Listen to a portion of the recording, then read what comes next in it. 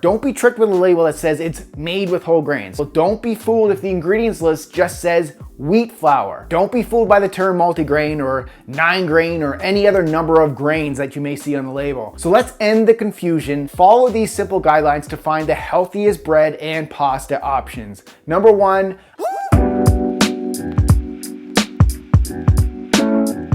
on today's episode of LiveLeanTV, I'm sharing the difference between whole grain versus multigrain versus whole wheat versus wholemeal. We're talking like bread and pasta here. So I'm also going to share the differences at the end of this video, and I'll also share 4 simple guidelines to look for when you're trying to find the best healthy bread or pasta options. So this question was from our old hashtag LLTV Q&A series that I filmed back in 2012. So first I'll share a quick clip to that where you'll hear my answer back then, and then I'll come back here and answer it again today with my thoughts and more details. But guys, before I do that, please click that subscribe button right down there and make sure you turn those notifications on. And guys, like I always say, while you're down there, do me a huge favor and click that like button if you wish bread was a vegetable. All right, with that said, let's first jump back to 2012. Dilba5 on YouTube. Great work on these Q&A videos. I always wondered what's the difference between wholemeal, whole wheat, and whole grain, and what is the best option health-wise when it comes to buying them, bread, pasta, etc. Thanks, Brad. Well, I think you guys know my thoughts on bread and that sort of carbs. I think it should be out of your diet. If you're looking to live lean, you can have it as a cheat meal or treat meal once a week, but overall, try to get it out of your diet regardless of if it's wholemeal, whole grain, whole wheat. Grains really can throw your hormone levels all over the place, so try to reduce as much as possible. But to answer your question, the difference is multigrain.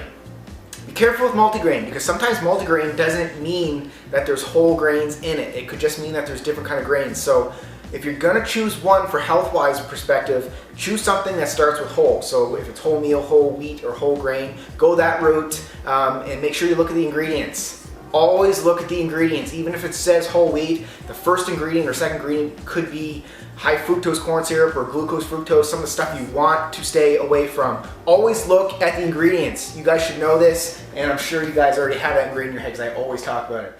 All right, now let's fast forward to my answer today. The terms whole grain, multigrain, whole wheat, and wholemeal are often found on bread, pasta, and even flour labels. So let's end the confusion and clear up what each term means so you can make healthier food decisions. But let me be upfront here, guys.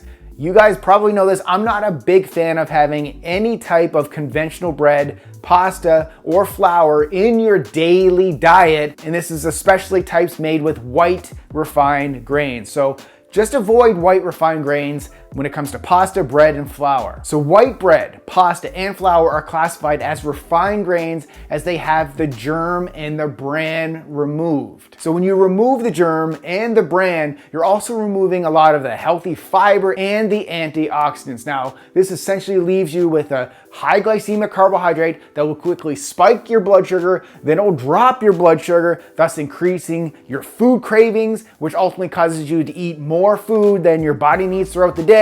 So, hello, fat gain. So I've done many videos on why you should limit your bread intake, but if you missed those, you can go watch that video right over here. But I understand giving up bread to some people can be tough. If I can't eat bread, it's just not worth it anymore.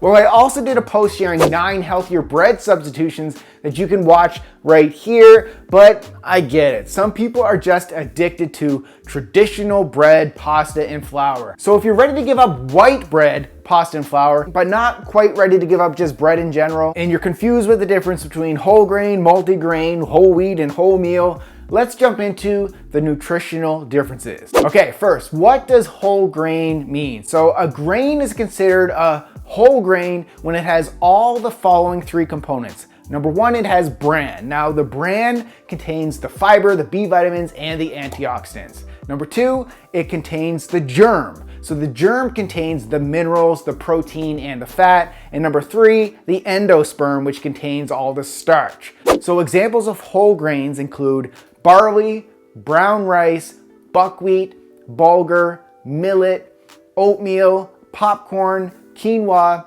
and even whole wheat.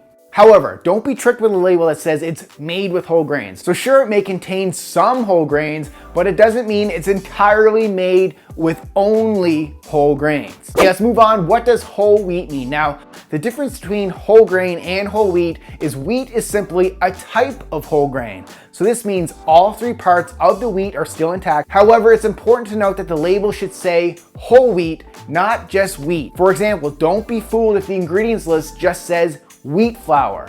Wheat flour is essentially the same thing as refined white flour. So a wheat bread or pasta or flour does not provide the same nutrition as whole wheat bread, pasta, and flour. So always look for whole wheat. All right, next one, what does wholemeal mean? So wholemeal is essentially whole grains that have been ground down during processing. So since they are broken down and milled into like that fine texture, wholemeal products typically have a higher glycemic index than regular whole grain products. Although it's still healthier than refined white grain bread, pasta, and flour, I'd stick to whole grain. Okay, next up, what does multigrain mean? Again, don't be fooled by the term multigrain or 9-grain or any other number of grains that you may see on the label. Although it might sound to be the healthiest, it really only means it contains multiple types of grains, including the refined grains, so not the good ones, plus just some whole grains. So in other words, multigrain products typically include a combination of both refined grains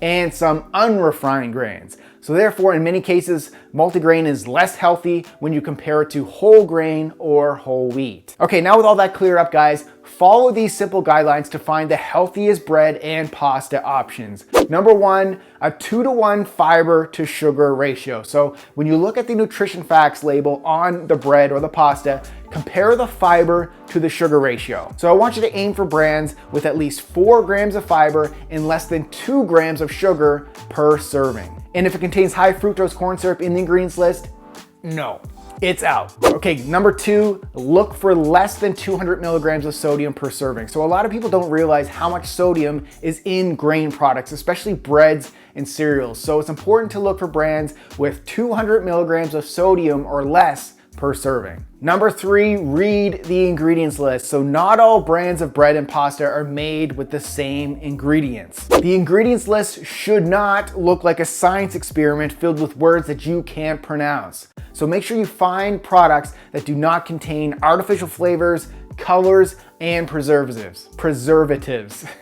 Typically, the less the ingredients, the better. And if you see the words enriched or bleached, it's a good sign that these products contain refined grains, not what you want. Number 4, look for the 100% whole grain stamp. So the Whole Grains Council includes a stamp on products that contain only 100% whole grains. So they also have stamps that have 50% or more whole grains and a stamp that just says some whole grains, which that means it mainly contains refined grains. So bottom line here, guys, when it comes to whole grain versus multigrain versus whole wheat versus wholemeal, the healthiest is 100% whole grain.